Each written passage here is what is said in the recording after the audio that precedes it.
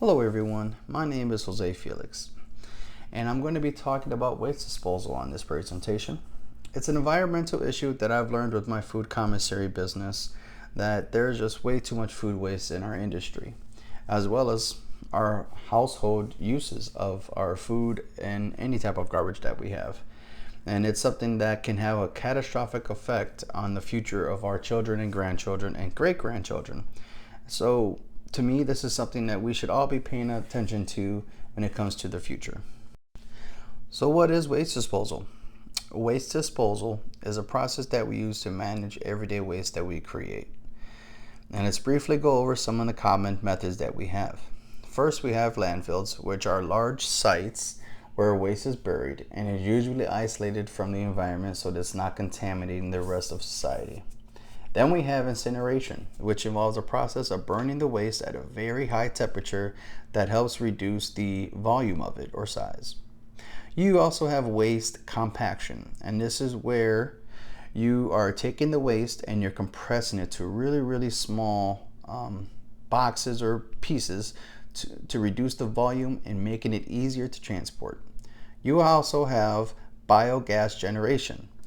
Biogas generation is a process of producing a renewable gas primarily composed of methane and carbon dioxide, and it breaks down the organic matter such as food waste, animal manure, or plant material in an oxygen-free environment through a process called anaerobic digestion.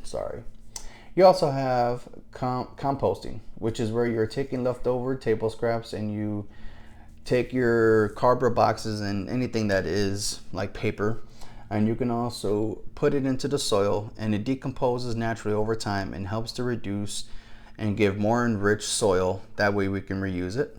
And then you also have what's known as recycling, and this is where you're taking materials, raw materials, and make it into a process to reuse it. New products, and really just reducing the need for more raw materials and conserving the resources that we currently do have. Then there's the most critical question that we have, and that is, where is waste disposal being most studied? Where it's being most studied is in waste management. According to the Allied Market Research, by 2027, waste management market is expected to be worth $229 billion. And we all know, you follow where the money is in this economy and society. With my research, the most common thing that I found with waste management is being focused on landfills. And when you take a look at the image on the screen, you'll notice that reduce, reuse, repurpose, recycle, and recover are all other places that we could be focusing our studies on, but the most common place that household trash is being thrown is in landfills. And this is the least preferred method when it comes to waste that is beneficial for our environment. Because landfills are the least preferred but actually the most common place for waste to end up at, I want to focus on landfills and what they are. There are three types of landfills, and you have your municipal solid waste landfills, which is for our household waste and everyday trash that we all know. You also have hazardous waste landfills, which are really designed for waste that poses some kind of significant risk to the environment. And then you have industrial waste, which is with things like construction, demolition, and activities of large corporations and companies. What happens to our trash after we throw it away? To answer that question, I will need to fill you in on what happens at landfills. And we have landfill cells that are active and some that are closed. An active landfill cell has different layers to it and is open to still receiving trash, where a closed off landfill has a topsoil and grass and additional layers to it that's closed off and can no longer receive trash. If you look at the image on the slide, you see the landfill on the left is still open and active where it can receive trash. The one on the right is closed off and has layers on it as well as grass. The important thing to know is that a capped landfill cell needs to be monitored for 30 years, and some problems can arise, which is why it needs to be monitored by a specialist, so that way there's issues that can be caught before it creates an issue for society. So let's run down some environmental issues with waste disposal. Number one is pollution, and these landfills can leak harmful chemicals into the soil and into the groundwater, which is at the bottom of the landfill cell. When incineration is reducing waste, it can also release toxins in the air. So those are the two differences. The second is a really huge cause for concern because it's our health risks, and especially it's a risk to our public communities that are near landfills, and even the incineration plants can suffer from things like respiratory problems, health issues that can be found in 1929 is that diseases caused by pollution and mismanagement of waste was responsible for nearly 11 million premature deaths, which is 16% of all global deaths. And this is due to the way we handle our disposal of waste. On top of the human health issues, there's also the loss of biodiversity with pollution. And this affects wildlife habitats as well as the declining in species and also the ecological imbalance that it creates. And finally, we have another significant problem, which is our source depletion. Many of these items that we are making becomes waste, and they are non-renewable resources that we're using.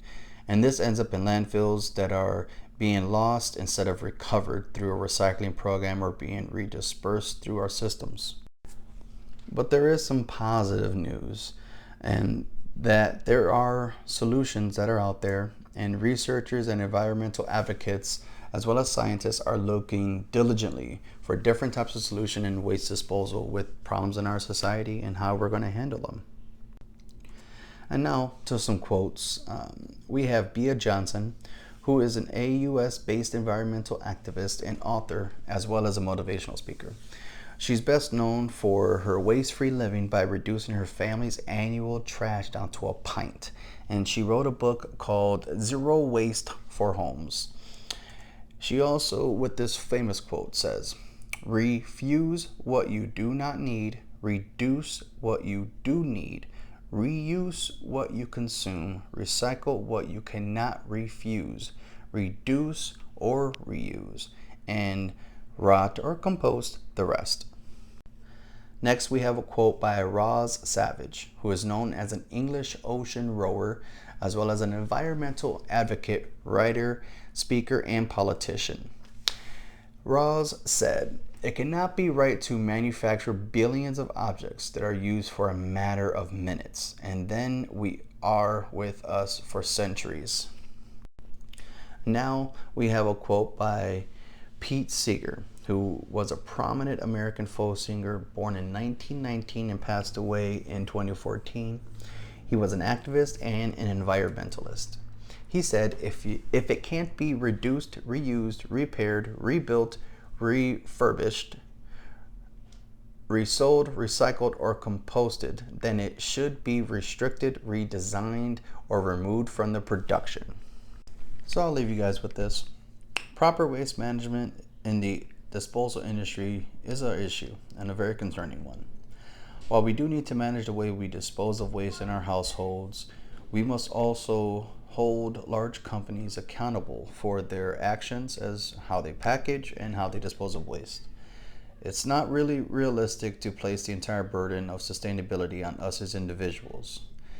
But, however, that can only change and start when we as consumers advocate for better practices. So consider reaching out to your favorite brands that you use at home through email or even contacting them, and tell them you love their products, but that you do wish that they can use more sustainable packaging, so that way we can all do our part in reducing the waste altogether. Things can only change when we come together as a society and express our concerns on how they affect our children and our livelihood. Thank you, and I appreciate you all.